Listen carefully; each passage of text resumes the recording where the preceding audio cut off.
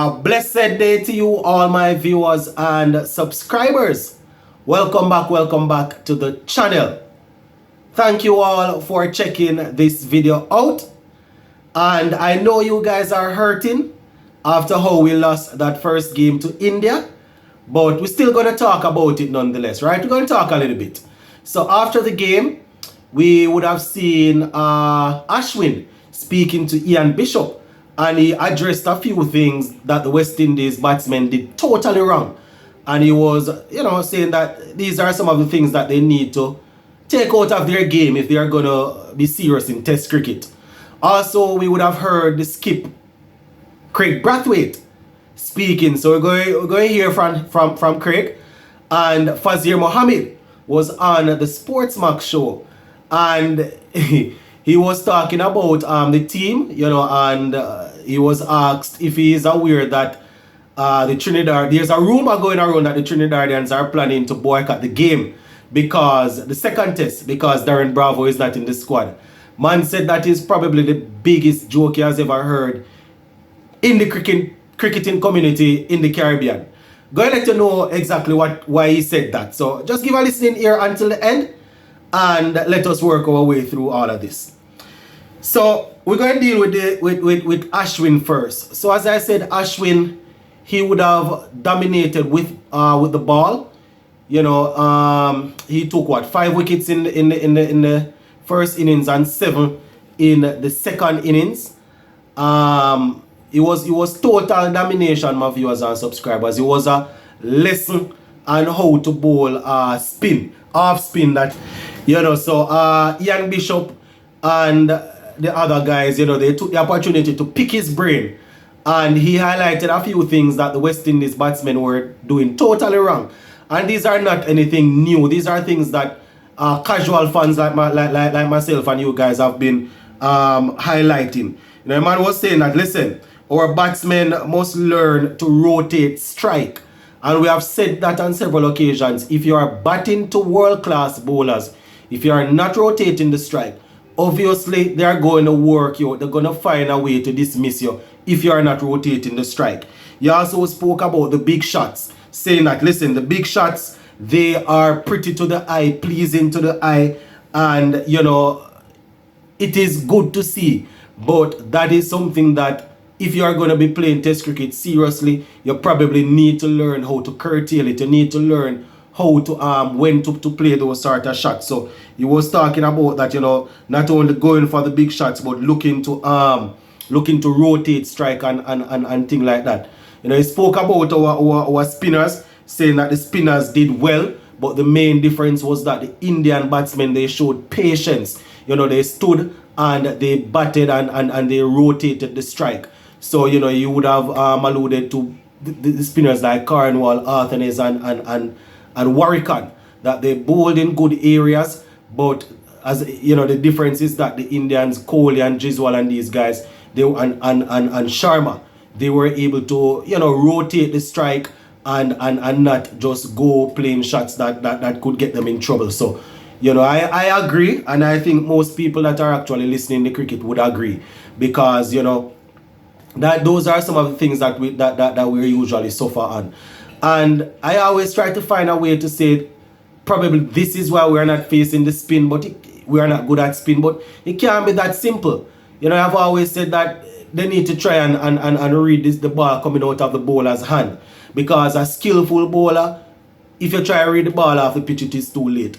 And that is how a lot of our batsmen get out. Either they're on the back foot trying to cut the ball, either they're on the back foot trying to stop the ball, or trying to run the ball down third man or something like that.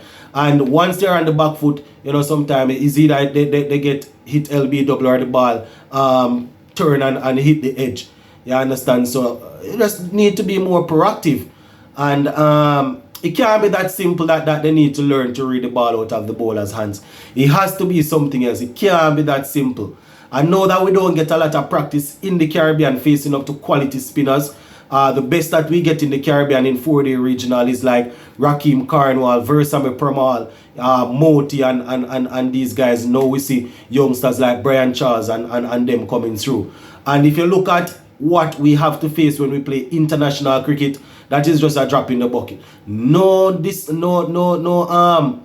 disrespect to our spinners, but if you look at those guys and then you look at Ashwin them taking over 700 test wickets, you look at people like, you know, you look at people like Nathan Lyon and all them type of spinners that you have to face in test cricket. It's totally different. You know, so I know the preparation isn't good enough, but when they go out there, man, we would like to see more fight. And I 100% agree with what Ashwin was saying, that, you know, rotating off strike, finding way to put back a little bit of pressure on the bowlers, you need to find these things. You understand? Same thing with the batsmen. Same thing with the batsmen where technique is concerned and not getting worked out. You know, we heard him talking about how he was trying to figure out Craig Brathwaite and some of the other batsmen, saying that when they are comfortable, when the ball is here, they like to play here. So it's all about, you know, changing things up and pulling them out of that comfort zone and then giving them the surprise delivery. You can't just bat to survive. Eventually, good bowlers will get you out. You have to look to score. And as I said, the only man that I saw, you know, look as if he was trying to do that was Arthur Ness. And in the second innings, we would have seen our new number 3 batsman, Jamal Warrican, playing some shots and showing how it is done. You know, so I agree with what Ashwin was saying. All right, let us move on to Fazir Mohammed now. So I was listening to the Sportsmax thing on YouTube last night, and I heard, you know, Fazir was talking, and Lance asked him if he heard the rumors that the Trinidadians are planning to boycott the second test because, you know, Darren Bravo is not in the squad. Man said that, listen, that is probably the biggest joke to have ever been told in the cricket in Caribbean.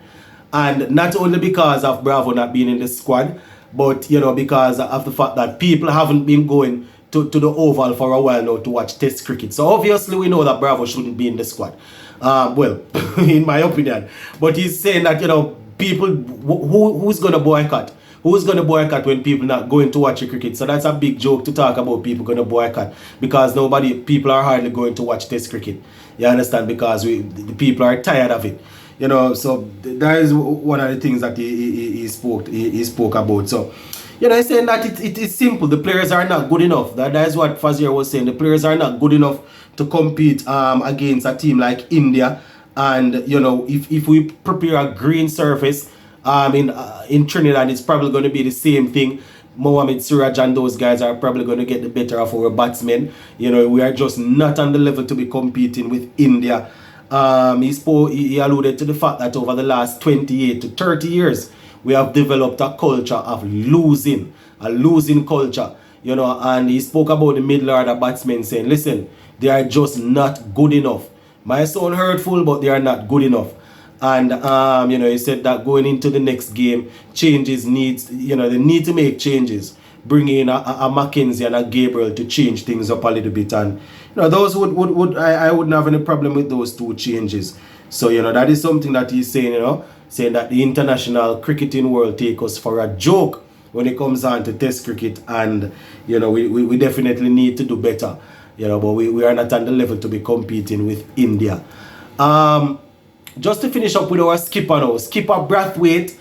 I didn't even get a chance to catch all of his interview. He was talking about the team, about the thing, saying that, you know, it was tough out there, saying that it was a mixture. You know, when they tried to play defensive shot, they had guys right around the bat. When they tried to free up, you know, guys were on the boundary. And it is simply because them can't manage it. You know, people that can bat and can it's not only we alone that do them things that to them. Do them things in every other test match, and people find way to score. So, you know, all of these excuses just show that we don't have the tools, which is the technique and the skill to really get the job done. You know, he spoke about Alec Art and he's saying that, you know, it's pretty good that he was able to come in and get his debut, showed that he's alert. You understand? So we will see what happens in the next test match, my viewers and subscribers. So we're going to leave this one right here for now. I will be in the comment section to hear what you all have to say. Just wanted to get that out of the way. Probably later on we will take a look at some of the numbers closer. Sports to the bone, keeping it informed. Big up.